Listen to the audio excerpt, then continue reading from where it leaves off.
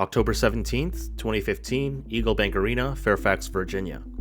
Undefeated super welterweight boxer Prichard Colon faced off in his 17th professional fight against Terrell Williams from Los Angeles, California, also undefeated. Prichard at the time was an incredibly promising striker entering the prime of his career, rattling off 16 previous wins in the span of just 2 years prior to this fight. An absolutely devastating knockout artist and standing at the edge of what looked like inevitable stardom, it looked like nothing would stop him from reaching championship status.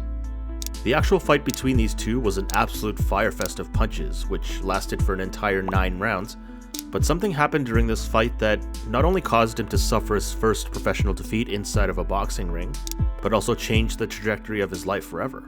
In fact, even Deontay Wilder, who's one of the greatest heavyweight boxing champions in the history of the sport, couldn't hold his emotions together at just the thought of what happened to Prichard Colon during this fight. Man,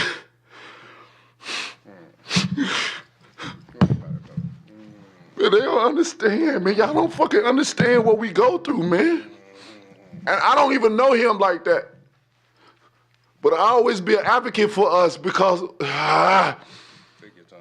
Take your time, man. This man would never know what it feel like to be somebody's father. So, what happened? Prichard Colon suffered multiple instances of what we call a rabbit punch, which is a strike given to the occipital bone of the skull or back of the head and upper neck area. It's deemed to be illegal in all forms of combat sports where striking is involved because of key neural and physiological functions that are carried out in this key part of the body.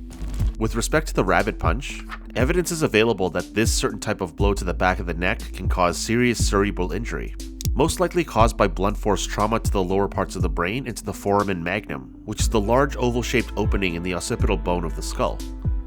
Given how many vital processes that cross this region of the upper body and how many important forms of innervation the brain receives through various nerves and arteries, it's no wonder that even seemingly light injuries to this area can cause a wide multitude of neurological and systemic problems for the victim. A rabbit punch is also terribly dangerous because of the area of the neck containing something called the medulla oblongata, which is a tiny 3cm segment of the brain where the spinal cord connects to the brainstem.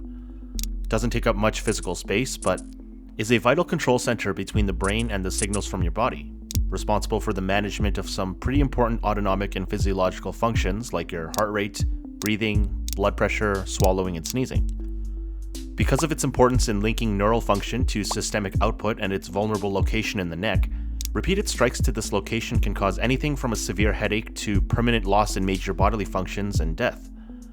Now, death and permanent injury may seem like a severe outcome for a punch, but a high enough force driven to this area has a potential to not only cause damage to the cervical vertebrae in the spinal cord, but could also sever the brain entirely from the brainstem, which would spell instant death for the one on the receiving end.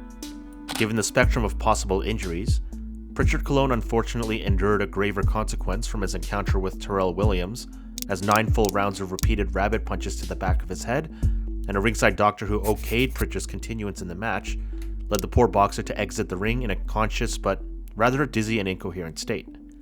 Prichard's corner actually started taking off the fighter's gloves, mistakenly believing the scheduled 10-round bout was over, when in reality it wasn't. Walking towards the locker room, one hand around his mother, his legs are becoming really shaky, and which I thought was odd. I couldn't understand it. I asked him in Spanish, "Papi, ¿cómo tú estás?" And he answered in English, "Mami, I'm dizzy, I cannot see." When he entered the dressing room after the fight, Prichard fell unconscious from the bleeding in his brain, and he was rushed to Nova Fairfax Hospital to treat a skull fracture and a left side subdural hematoma, which is internal bleeding in between the layers of the brain and the skull, just under the dura, which is the protective tissue layer that surrounds the brain. An emergency hemicraniectomy was performed to reduce the brain swelling and to evacuate the hematoma, but even with the successful surgery, Prichard went into a coma for 221 days before waking up. This is where the story becomes incredibly sad for Prichard, as his awakening from the boxing-induced coma was nothing short of miraculous, but he remains in a vegetative state since 2015.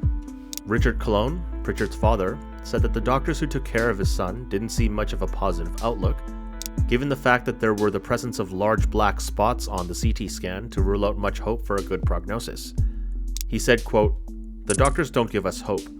They say he's got a mark on the CT scan that shows like a black spot, that it's too large for him to recuperate." In radiology, a CT scan is looked at through a black to white grayscale color gradient and a CT attenuation scale. These attenuation values reflect the density of the structure being viewed in the scan, with darker areas equating to less dense tissues since fewer X-rays are being blocked. Air and fat deposits will appear quite black on a scan, in contrast with high attenuation materials like bones appearing white on a scan. You can also change the window on a CT scan image for an alternative perspective, which is effective when looking at something like the lungs, which, if the scan was unchanged, would otherwise look like two black blobs containing no detail. Now, low attenuation in the lungs isn't much of a notable fact without much context, given how full of air they usually are, but black spots in a CT scan of the brain usually indicates a serious lesion and severe damage to neural function.